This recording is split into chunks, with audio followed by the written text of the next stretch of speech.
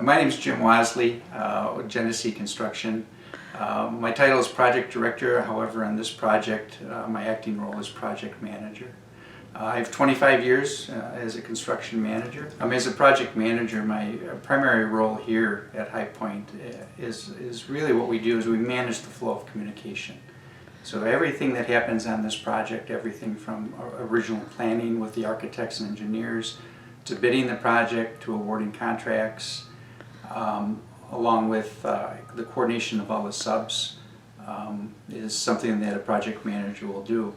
Part of that is managing the not only quality and safety, which is important to Genesee Construction, but also schedule and cost. So in a day-to-day project, they're long days. We can have anywhere from 10 to 100 contractors here on site, and my job would be to make sure that the project goes on schedule, everything's safe, they have the materials and the information they need to do their jobs properly. Our subcontractors, for example, would be like the masons that we hire that would install our concrete foundations.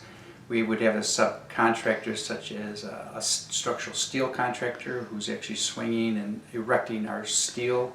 So those are the couple examples of subcontractors that we would be working with. Everything from, like I just mentioned, concrete masonry to roofing to windows, to actually interior finishes such as metal studs and drywall and paint and carpeting. So on a project like this, we could have anywhere from 20 to probably 50 subcontractors that we would be managing. So the important impacts of my job for society is building things that people will use probably for the rest of my life, and the satisfaction of seeing something being built from the ground up that I know is going to be able to not only beautify the area, in this case it's Victor, but to see it being used for its purpose and having people enjoy it, and the longevity of what we build is something very satisfying. My day-to-day activities involve not only a lot of paperwork and coordination that comes with being a project manager, and that is updating our schedules. For example, again, I said managing flow of communication, which could mean requests for proposals. There's a lot of challenges here on the job that is my job to help solve these challenges such that our subcontractors can continue their work and maintain our schedule and quality. Part of my day is out in the field with the subcontractors to actually see what they're doing, and that's from a quality control point of view too, which is important not only to the owner but for Genesee Construction, is making sure that they're working safely, they're building our building according to specs and the plans that the architects and engineers have developed, but also building those relationships so that if there are challenges out in the field, that they know they can come to me and I'm going to be the problem solver to make sure that they get the information quickly and accurately so we can keep things moving. And obviously it all comes down to building this thing on schedule and within budget. And number one, safety has always been the number one goal for Genesee. The project currently I'm working on is called High Point 300. It's actually 211 on High Point Drive here in Victor, New York. It's a 5-story building, approximately 153,000 square feet, beautiful Class A office building.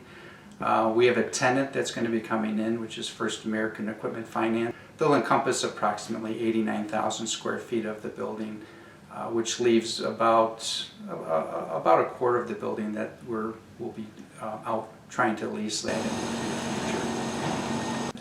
I got involved in construction because it's always been my passion ever since I was a young boy. Starting out in 10th grade, starting in high school, taking classes like architectural design is something I really latched onto immediately.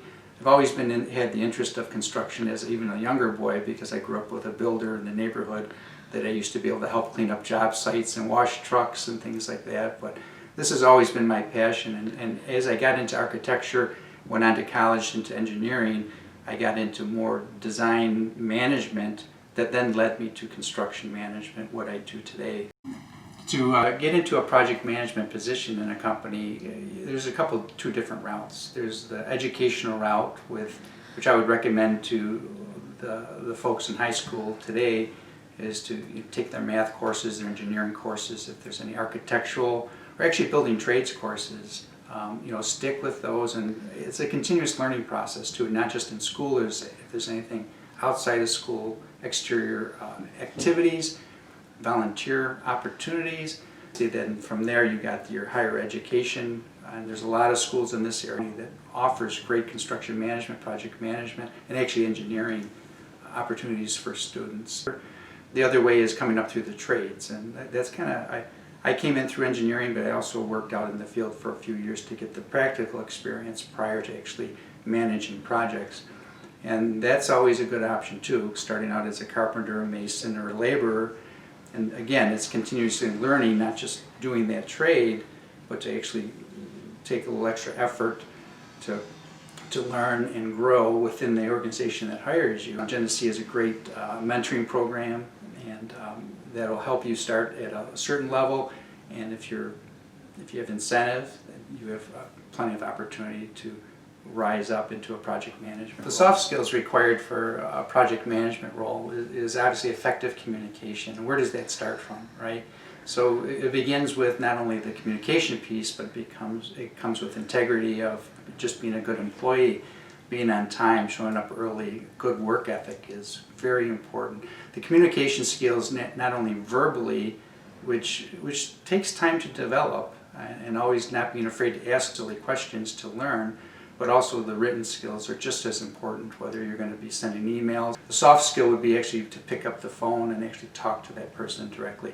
It's much more effective. Some of the challenges that I found being a project manager, and it's continuous learning, continuously trying to learn, but there's always areas of expertise or subject matter experts that I need to really lean on to get through my day-to-day job.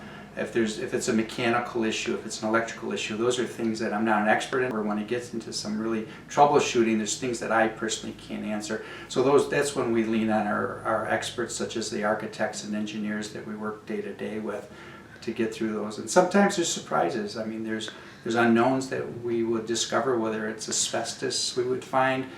Perhaps there's interferences in existing remodeling projects that are unforeseen. We would open up a wall and find something that we didn't expect that might then all of a sudden create a challenge in not only cost but a schedule. But those are things that I actually enjoy, because there are issues that we solve for and then we work through. So as a project manager, you have to be flexible. You have to have the resources available to you to actually, as a team, it's not just me, I'm part of this huge team that creates these successful buildings. That for continuous improvement, I would actually tell my kids that even through my career and my age, I'm learning every day. I make mistakes every day, but it's a way that I compete with myself and also my peers to try to not only self-improve, but also be very competitive and effective out in the job place. Because as they get into the industry, they're going to find that to survive and to actually move up the ladder, which I think a lot of people do, not only personally but financially, they want to do that. They have to keep self-improving, and that comes through education.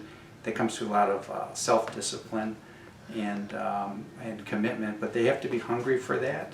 And I would just tell all the kids and students out there that just don't give up. Be tenacious about what their passions are, and there are opportunities out there to give them the opportunities they need to succeed in whatever career path that is. And whether that's construction, whether you're out in the field as a subcontractor, electrician, carpenter, or actually getting into a project management role, all rewarding, but all just a little bit different depending on what their passions are.